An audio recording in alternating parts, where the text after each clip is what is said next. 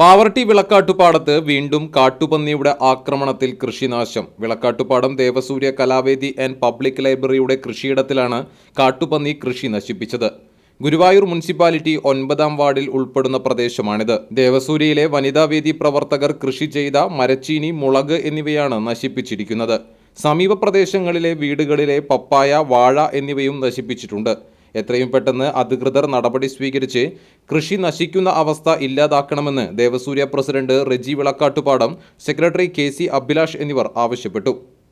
വിളക്കാട്ടുപാടത്ത് ദേവസൂര്യയുടെ കൃഷിയിടത്തിലെ കൊള്ളി, മിളക് എന്നിവയെല്ലാം കാട്ടുപന്നികൾ ഇറങ്ങിയിട്ട് നശിപ്പിച്ച ഒരവസ്ഥയാണ് ഇപ്പോൾ ഉണ്ടായിട്ടുള്ളത്.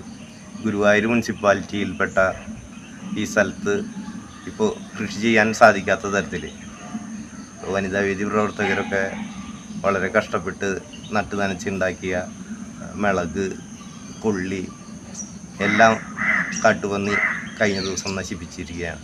എത്രയും പെട്ടെന്ന് അധികൃതർ ഇതിനുവേണ്ട നടപടി സ്വീകരിച്ച് ഇവയെ ഈ കൃഷിയിടത്തിൽ നിന്ന് തുരത്തണമെന്ന്